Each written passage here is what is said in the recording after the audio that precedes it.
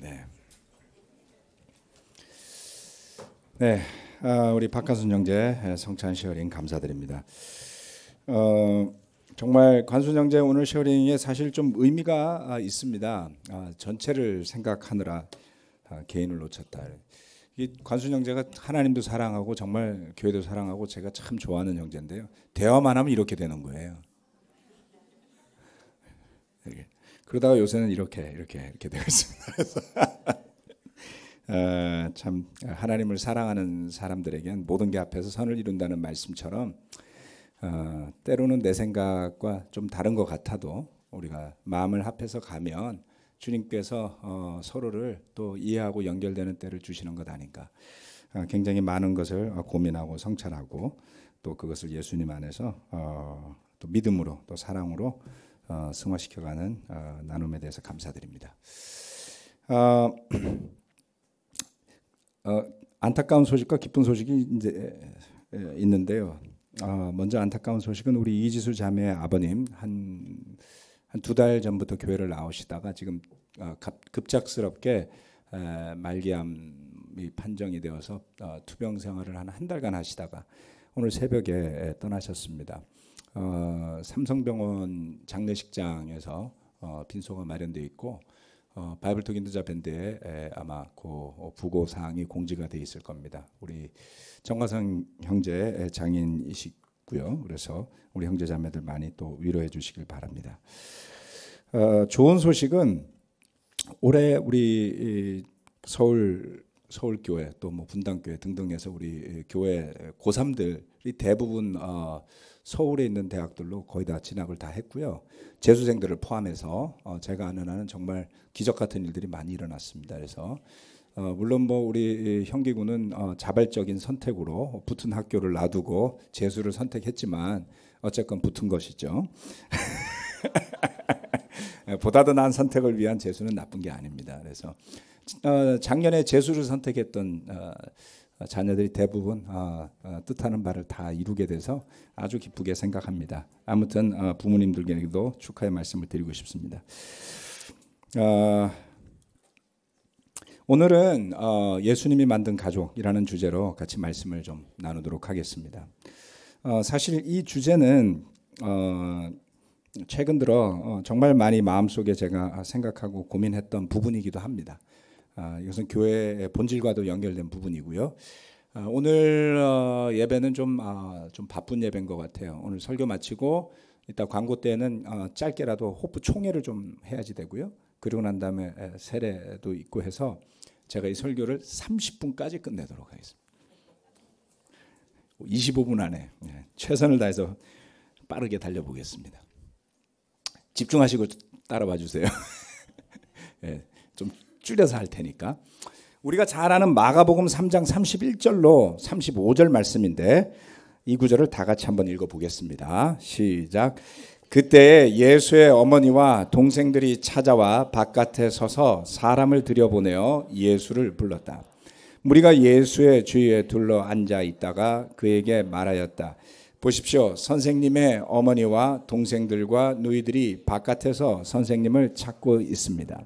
예수께서 그들에게 대답하셨다. 누가 내 어머니이며 내 형제들이냐? 그리고 주위에 둘러앉은 사람들을 둘러보시고 말씀하셨다. 보아라, 내 어머니와 내 형제 자매들이다. 누구든지 하나님의 뜻을 행하는 사람이 곧 내 형제요, 자매요, 어머니다. 아멘. 이 구절을 보고 있으면 가족들이 예수님을 찾아왔는데 예수님이 나가시질 않습니다. 뭐 이유가 있었어요. 그 3장을 잘 살펴보면 이유가 있는데 나가질 않습니다. 그리고 말씀하시기를 누가 내 형제요 어머니냐라고 되물어 보십니다. 여러분 이 구절을 보면 예수님에 대해서 어떤 생각이 드십니까? 참 무정하다. 예, 저 가족이 좀 디스펑셔널한 깨어진 가족이었나 이런 생각이 들 수도 있고요. 정말 어머니와 형제들에게 상처가 많았나 보다. 아는 체를 안 하네. 물론 그거는 사실이 아니죠. 또는 야 정말 새로운 그 신앙의 가족들을 중요하게 생각하는구나 이렇게 생각할 수도 있습니다. 예수님이 사실 무정하신 분은 아니었습니다. 학자들이 표현하기를 예수님이 30살까지 목수로서 가족의 생계를 책임졌을 것이다 라고 보고 있습니다. 아버지 요셉이 일찍 세상을 떠났다라고들 보고 있고요. 누가복음 2장 넘어서는 아버지 이름이 등장하지 않기 때문이죠. 그래서 동생들도 홀어머니를 모시고 목수로서 나이 30이 될 때까지 가정을 경제적으로 또 정신적으로 영적으로 책임졌을 것이다. 그랬으니까 가족들이 또 예수님을 찾아 나섰겠죠. 뭐 어디 가서 살건 나 몰라 이런 가족은 아니었던 것 같습니다. 그런데 주님께서 그 가족이 찾아왔을 때에 아주 흥미로운 표현을 하셨어요. 누가 내 어머니이며 내 형제들이냐 라고 이야기를 했습니다. 보아라, 내 어머니와 내 형제 자매들이다. 새로운 가족이 탄생을 한 겁니다. 그래서 저는 오늘 설교 제목을 예수님이 만든 가족이라고 이렇게 붙였는데요. 거기에 한 가지의 부연 설명이 뒤따랐습니다. 누구든지 하나님의 뜻을 행하는 사람이 곧 내 형제요, 자매요, 어머니다. 어떤 사람이 하나님의 뜻을 행하는 걸까요? 누가 하나님의 뜻을 행할 수 있을까요? 자, 그것을 한번 말씀을 통해 살펴보고 또 예수님이 만든 이때 표현하신 내 형제요, 내 어머니다라고 하신 그 표현이 성경 신약 말씀 안에서 어떻게 구현되어져 가고 또 어떻게 정의되어져 가는지를 우리가 교회로서 함께 고민할 필요가 있다라는 생각이 듭니다. 첫 번째, 나를 아는 사람, 예수를 아는 사람입니다. 예수님이 요한복음에서 이렇게 말씀하십니다. 나는 내 마음대로 말한 것이 아니다. 나를 보내신 아버지께서 내가 무엇을 말해야 하고 또 무엇을 이야기해야 하는가를 친히 나에게 명령해 주셨다. 나는 그의 명령이 영생인 줄 안다. 그러므로 나는 무엇이든지 아버지께서 나에게 말씀하여 주신 대로 말할 뿐이다. 요한복음 12장에 주님은 그렇게 말씀하셨습니다. 49절 50절 말씀인데요. 아버지께서 나에게 말하라고 한 것들, 내 마음대로 말하는 것이 아니라 아버지가 나에게 명령하신 것, 그 명령이 영생이므로 무엇이든 아버지께서 나에게 말하여 준 대로 나는 말한다. 그래서 예수님은 뭐라고 하셨냐면 나와 아버지는 하나다라고 이야기하지 않습니까? 아버지의 뜻을 그대로 전달을 했다라고 이야기를 했어요. 그래서 요한복음 14장 7절에 가보면 너희가 나를 알았더라면 내 아버지도 알았을 것이다 라고 이야기를 했습니다. 너희가 나를 안다면 아버지 하나님을 알게 될 것이다. 우리가 그래서 교회 오시는 분들과 더불어서 예수님에 대한 공부를 하는 겁니다. 성경 말씀을 통해서 예수님을 볼 수 있다면, 그 예수님의 이야기를 들을 수 있다면 아버지 하나님도 알게 되고 믿게 되는 것이기 때문에 그렇습니다. 그런데 여기에서 예수님은 이런 표현을 했어요. 너희가 나를 알았더라면 이라고 이야기를 했습니다. 예수님을 아는 사람, 그 예수님을 믿는 사람, 그 말씀을 알고 믿고 순종하는 사람, 그런 사람이 바로 하나님의 가족, 예수님의 가족이 되는 것입니다. 마태복음 7장에 가면 매우 해석하기 어려운 성경 구절이 나옵니다. 주님이 이렇게 말씀을 하셨어요. 그날에 7장 22절로 23절 말씀입니다. 그날에 많은 사람이 나에게 말하기를 주님 주님 우리가 주님의 이름으로 예언을 하고 주님의 이름으로 귀신을 쫓아내고 또 주님의 이름으로 많은 기적을 행하지 않았습니까? 할 것이다. 그때 내가 그들에게 분명히 말할 것이다. 나는 너희를 도무지 알지 못한다. 불법을 행하는 자들아 내게서 물러가라. 여기에도 아는 것에 대한 이야기가 나옵니다. 그런데 이번에는 예수님이 아는지 모르는지에 대한 것을 말씀하셨어요. 어떤 사람들이 그날에 심판의 날입니다. 주님 앞에서 이야기하기를 주님 주님 우리가 주님의 이름으로 예언을 하고 주님의 이름으로 귀신을 쫓아내고 또 주님의 이름으로 많은 기적을 행하지 않았습니까? 그러니 저는 주님을 압니다라는 이야기죠. 근데 여기 문제가 생겼어요. 이 사람은 예수님을 아는데 예수님이 그 사람을 몰라요. 굉장히 당황스럽지 않나요? 여러분 그런 경험 없으세요? 막 아는 척 했더니 알고 보니까 아는 사람이 아니었어요. 제가 아마도 그런 실수를 할 뻔했습니다. 예. 얼마 전에 어디 장례식장 가는데 누가 저를 보고 막 웃더라고요. 그래서 아무리 봐도 모르는 사람이야.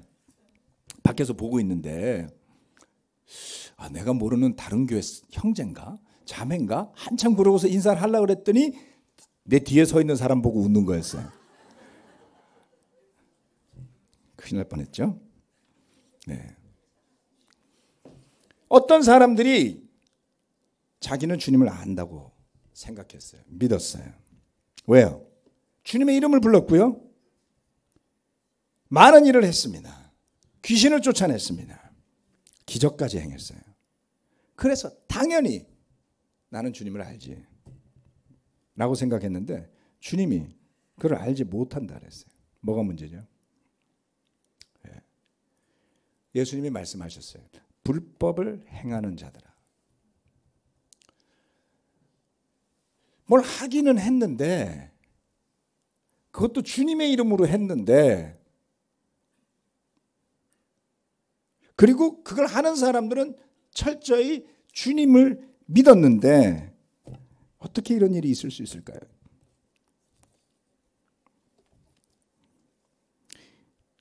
우리는 이 구절을 바꿀 수가 없습니다. 이것이 성경 안에 들어있어요. 조금 전에 봤던 마가복음 말씀하고 연결이 됩니다.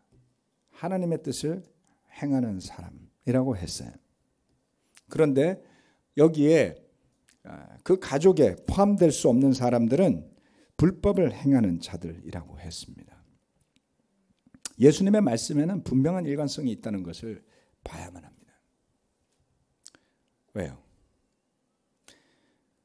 예수님을 알고 믿는다라는 것은 내 마음대로 내가 믿고 싶은 대로 내가 알고 싶은 대로 해서는 안 되는 것이다. 사도행전 강해 설교하면서 여러분들 쭉 따라서 들으신 분들은 기억하고 있겠지만 예수님의 이름으로 기적이 막 일어나니까 사람들이 쫓아다니면서 흉내를 내지 않아요? 그 예수님의 이름으로 어떤 사람은 기적도 행하고 싶어 했어요. 귀신을 쫓아내고 싶어 했어요. 그 이름만 쓰면 되는 줄 알았어요. 그런데 그 이름을 무엇을 위해 썼습니까? 자기를 위해 썼죠. 사실 구분하기는 상당히 어렵습니다. 내가 예수님의 이름을 부르고 믿고 그를 아는 것이 전적으로 그 예수님을 향한 순수한 믿음 때문이라고 말할 수 있는 사람이 우리 가운데도 몇이나 있겠어요. 문제는 우리가 절대로 이기적이지 않은 완전히 순수한 이타적인 사람으로 변해야 한다 그런 뜻이 아니라 우리의 관심이 그 예수님의 뜻에 있느냐 아니냐의 차이일 뿐입니다. 성경 말씀에서 구원을 은혜로 받는다라고 하는 것은 내 마음대로 생각하는 대로 받는 것을 이야기하는 것이 아니에요. 우리가 어떤 믿음에 들어갔을 때 하나님께서 그것을 의로 여겨주신다라는 것이지 내가 믿는 대로 구원되어질 것이라는 것을 은혜라고 성경은 표현하지 않습니다. 그래서 사실은 믿음으로 은혜로 구원받는다는 말은 상당히 어려운 이야기예요. 자의적으로 해석하면 안 되는 말씀이죠. 여러분 누가 예수님을 아는 사람입니까? 주님이 만드시는 새로운 가족은 그러한 것을 의미하는 것이었습니다. 예수님을 믿는다고 이야기할 것이라면 저와 여러분의 양심 속에서 고민해야 될 숙제 중에 하나는 바로 이겁니다. 내가 과연 주님의 뜻대로 주님을 알고 있는가? 주님이 뭐라고 말씀하시는지를 내가 알고 있는가? 그렇다면 당연히 성경 말씀을 읽지 않겠어요? 그렇다면 당연히 예수님이 하신 말씀에 관심을 두지 않겠습니까? 그런데 너무 많은 사람들이 제밥에는 관심 있고 구원에만 관심 있고 세상에서 잘 먹고 잘 사는 데만 관심이 있고 예수님의 말씀에 관심이 없어요. 그 예수님께서 하신 말씀이 내 안으로 들어와서 내 안에서 작용하지 않는다는 것이죠. 네, 한꺼번에 이것도 재난 문자 미세먼지인가요? 네. 혹시 또 뭐 지진이 난다 이런 건지 모르니까 한번 보세요. 예배 중에 또 사고가 날 수도 있으니까. 자, 무엇을 이야기하는 겁니까? 자의적인 믿음으로 자의적인 해석으로 나가는 것을 주의하십시오. 늘 우리는 말씀을 이해함에 있어서 겸손해야만 합니다. 왜요? 저와 여러분의 생각이, 저와 여러분의 확신이, 때로는 신념이 틀릴 수 있기 때문입니다. 절대적인 기준을 우리는 만들 수 없어요. 아마도 지금 내가 생각하는 것이 최선일 수는 있겠지만 그게 전부일 수는 없을 것입니다. 말씀 앞에서 서로가 자신을 낮추되 주님께서 나를 알아주시는 믿음으로 나아가고자 함께 고민하시길 바라겠습니다. 이게 내용이 사실 너무 많아서 다른 설명을 못 드리겠어요. 다음 두 번째, 하나님의 가족 그리고 한 몸입니다. 에베소서 2장 19절은 우리가 너무나 잘 아는 구절인데요. 고린도전서 12장 13절까지 해서 제가 읽어드리겠습니다. 그러므로 이제부터 여러분은 외국 사람이나 나그네가 아니요 성도들과 함께 시민이며 하나님의 가족입니다. 우리는 유대 사람이든지 그리스 사람이든지 종이든지 자유인이든지 모두 한 성령으로 세례를 받아서 한 몸이 되었고 또 모두 한 성령을 마시게 되었습니다. 자, 사도 바울이 에베소서에서 이렇게 썼습니다. 하나님의 가족, 여러분은 이방인 제자들을 놓고 바울이 이렇게 표현을 했습니다. 여러분은 외국 사람도 아니고 나그네도 아니고 성도들과 함께 시민이고 하나님의 가족입니다. 이렇게 표현을 했습니다. 또 그렇게 어떻게 하나님의 가족이 되는지를 고린도전서 12장 13절에서 분명하게 이야기를 하고 있습니다. 그런데 가족은 어떤 것을 가족이라고 하나요? 가족이 어떻게 만들어지나요? 네. 가족이 만들어지는 것은 단순하지만 우리의 힘만으로 되는 건 아닙니다. 남녀가 만나서 법적으로 그 사회가 인정하는 테두리 속에서 부부라는 약속을 하고 그리고 나서 혈통을 따라서 그 부모를 따라서 난 자녀들이 있을 때 물론 자녀가 없어도 가족이지만 가족이라고 표현합니다. 그리고 그 자녀들이 또 새로운 파트너들을 만나서 또 자녀들을 낳고 그러면 그 가족이 확대되는 것이겠죠. 그래서 가족이라는 것은 새로운 사람 간의 만남, 새로운 문화의 충돌, 서로 다른 것의 융합, 거기에 더해서 하나님의 섭리로 태어나는 자녀들과 그 자녀들의 후손이 만드는 집단을 의미하는 겁니다.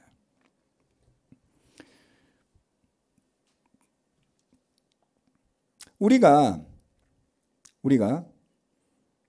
그러한 세상, 우리가 사는 세상의 그 가족을 보면 그렇게 되는 것인데요. 우리가 믿음으로 하나님을 창조의 주인으로 만물의 아버지로 믿고 받아들이고 예수 그리스도의 피로 새롭게 태어나서 성령을 바탕으로 이룩한 공동체, 교회죠.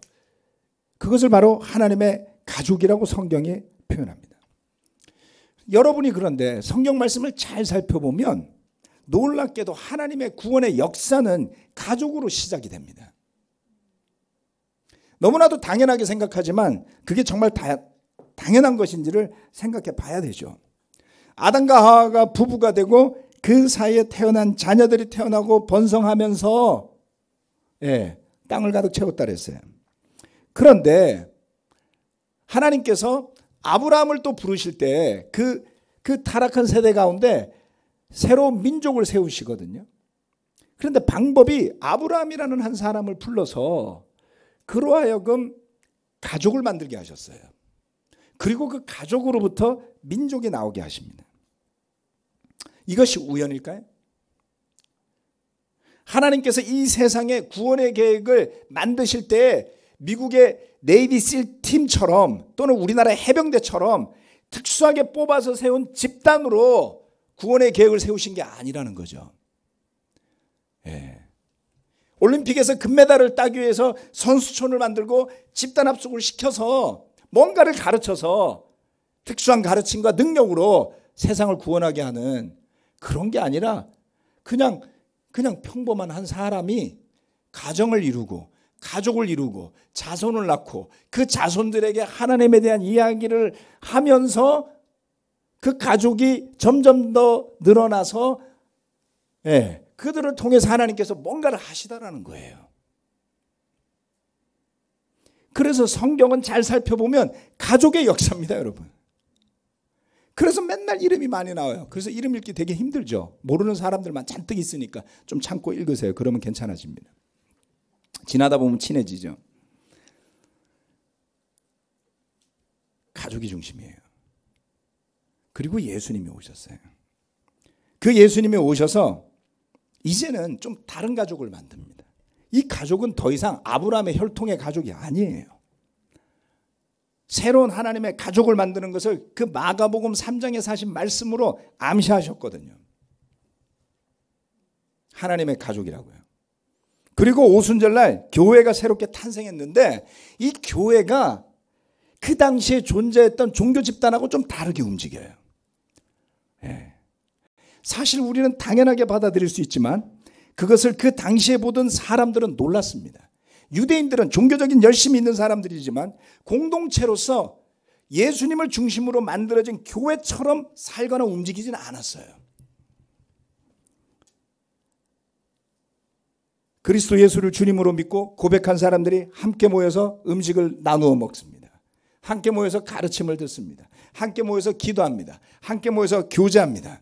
심지어는 재산을 나누어서 궁핍한 사람을 돕는가 하면 오갈 데 없는 사람들이 많았을 때 교회는 그들을 무료로 먹여주기까지 했습니다.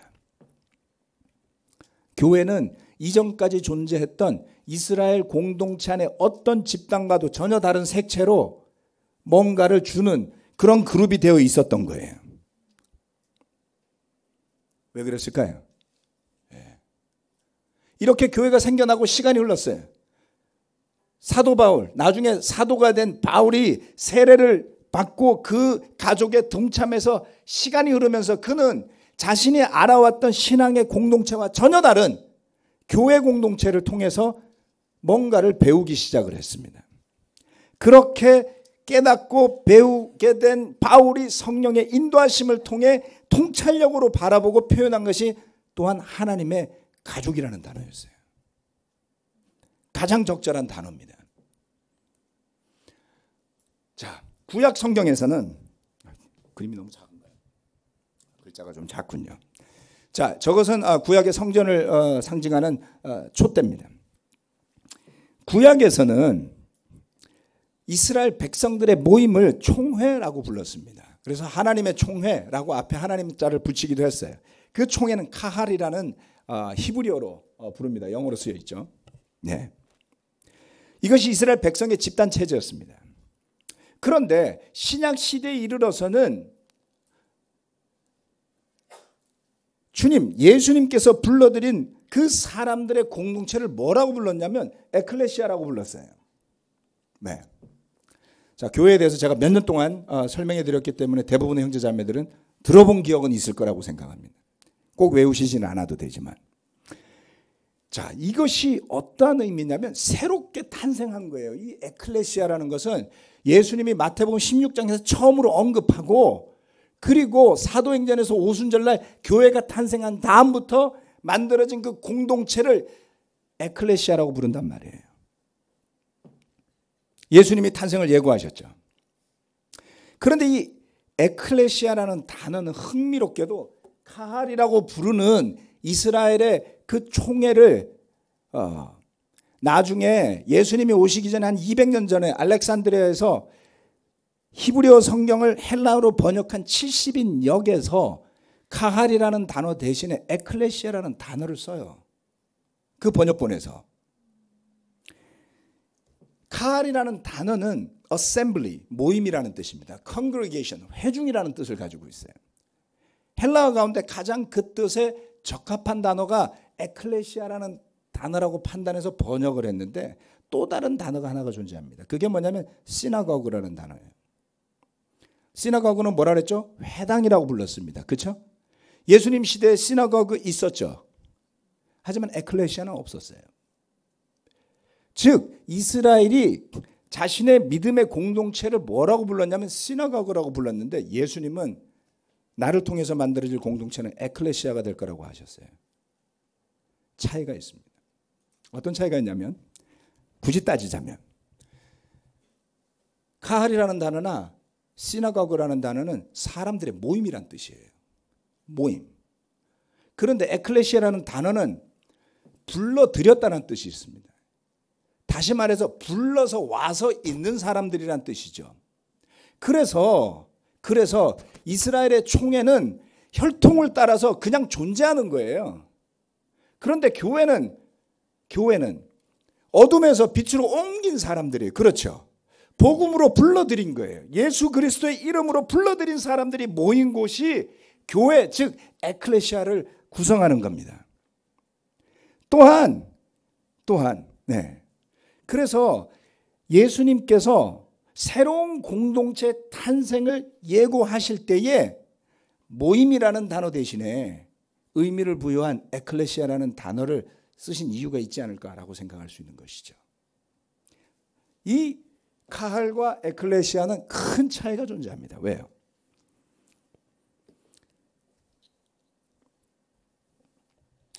그 유대인의 공동체 또는 구약의 공동체 카할을 지배하는, 다스리는 중심은 십계명을 바탕으로 하는 율법이었어요.